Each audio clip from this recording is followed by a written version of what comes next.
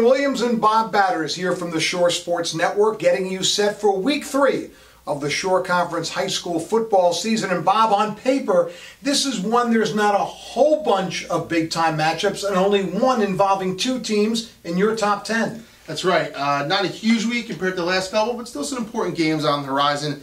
And that ranked matchup you talk about will be on Saturday night. Number 10, Middletown North will come into Howell to face the 5th-ranked Rebels. And that should be a good one, a non-divisional game, but two teams that have scored a lot of points early on in the season. You know, those teams last week were involved in two of the highest scoring games we might see all season. Howell with a 55-35 win over Freehold, and Middletown North falling to Red Bank Catholic 60-41. But you look at Middletown North, you put 41 points up on a Casey's team that everyone expects to be pretty good all the way around, including defensively. And I think we could have another offensive explosion in Howell on Saturday. Now, sometimes with these games, we build it up as, oh, there's going to be so many points scored, and it ends up being 17-14. Do you see this as a high-scoring game, and which defense is more prepared to stop the other offense? It's a good question. I do think we'll see points scored. I don't think that's going to be a problem. You look at Howell's defense and what they did last week against Freehold. Ashante Worthy set what we believe is the Shore Conference record for combined yardage in a game, 624. And you say, okay, how does a team overcome that? Well, what Howell did is force 5 turnovers, including 4 interceptions, and they returned 2 of them for touchdowns. So if you're going to give up some points in yards, but you can create turnovers, that's really a great equalizer. So look at what Howell did last week, and if they can do something similar, they should be in good shape. Okay, another game this weekend that is interesting because it matches perennial Shore powers, but it's also got a family little twist to it. And that, of course, Middletown South and Manasquan.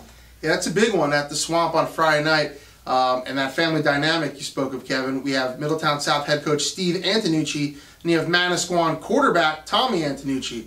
And obviously Steve is Tommy's father. And, you know, last season they played in a big game at Manasquan, and that was an emotional game. You know, then talking to those two afterwards, it was a hard week. You can't really talk to each other. You're game planning against each other, so to speak. And it's even more ramped up this year because last year Tommy played safety and played a little offensive receiver here and there. But this year Tommy's the quarterback. So that really is, you know, father game planning to stop son. It's an interesting dynamic. I know it's one they don't really enjoy. They have the choice that they're in the same division, but you know, that'll be interesting from that. Also, it's a big game. You take that out of the equation. You know, both teams 1-1, started the season 0-1, and came back last week to get victories. And that's a big one in B North. You get that win and try to stay near the top of the division and compete for that title. For the rest of the family, all they want is for that game to be over. Absolutely. Right? I remember last year talking to both of them, and they said, we're just happy it's done. We can go back to business as usual and talking to each other. They didn't speak to each other the whole week, and that had to be tough. All right, so when you look at this weekend, hard to believe we're saying this in Week 3, but there's a lot of focus on Class B South because there's some interesting matchups in that division. And let's start with Point Borough, who you have ranked number 8 in the top 10, the only Ocean County team in the top 10. Opening up on their turf for the first time at home against the Donovan Catholic team, coming off its first win last weekend since 2015.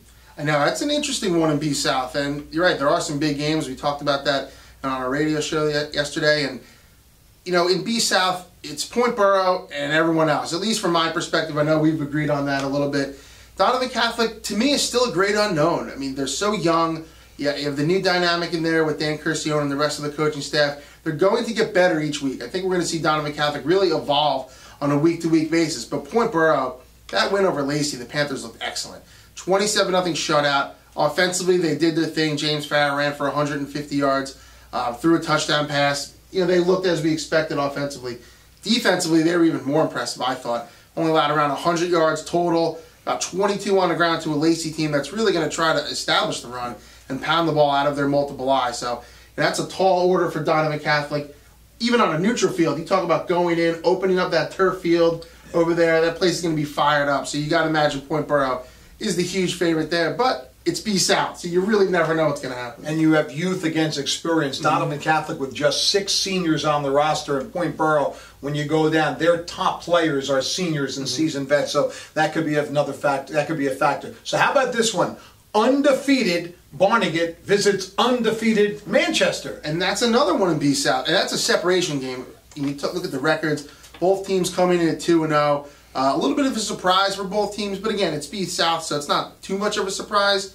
So this game now, you look at that and you say, okay, whoever wins here, you know, keeps pace with Point Borough and at least can maybe set themselves up where they're in a position down the line to have a chance to win a game and get a division title, or at least maybe try to get a share of a division title. Barnegat has been very impressive. I didn't know what to make of Barnegat in the preseason. They're 2-0 so far. A big win over Shore Regional last week, 23-14, where they rallied in the second half.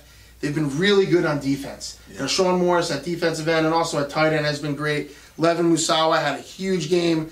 They're making hits behind the line. They're sacking the quarterback, and they're doing enough on offense. They're getting contributions from all over the place. Charlie Cotton, Brian Finucane, and it's been working for them so far. Manchester, they had that big win over Lakewood coming from behind to win week 1, squeaked one out over Jackson Liberty, and they too have some seniors there that have been getting it done. Jerry Ward at quarterback, and also Jalen Glenn at running back, who was a good player last year too.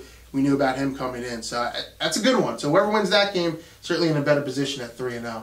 Of the Class A South matchups, the very interesting Class A South division, what do you find the one that's most significant? You have Toms River South at Brick Memorial, Toms River North at Brick, Southern at Toms River East. Then on Saturday afternoon, a game that's been moved to the afternoon, Central hosting Jackson Memorial. I really think they're all interesting because A South, we don't even know what to make of it at this point. The two games that will stick out to me, you have Brick against Toms River North. Brick 2-0, Toms River 0-2. We know this Mariners team is talented, very young. I feel like one of these weeks they're going to break out and kind of realize that potential. Just don't know when it's going to be. Brick, a veteran team, a tremendous junior class, and they had a hard-fought win over Jackson last week. And then that Jackson Central game. Jackson 1-1, Central 2-1, but 2-0 in the division. The loss came non-division to Wall last week. So Central still, they're with Brick at the top of that division, so this is a big game for them. So again, every week in A South is going to be big. I don't think we're going to decide this division championship till that final week of the regular season. By the way, we didn't coordinate the shirts. It just happens to be a coincidence. Bob Batters and Kevin Williams, check out shoresportsnetwork.com for all your football needs. And don't forget, the Atlantic Physical Therapy Center Football Picks. Our guest picker this week, Scott Goodale, the wrestling coach from Rutgers University. See you next week on the Shore Sports Network.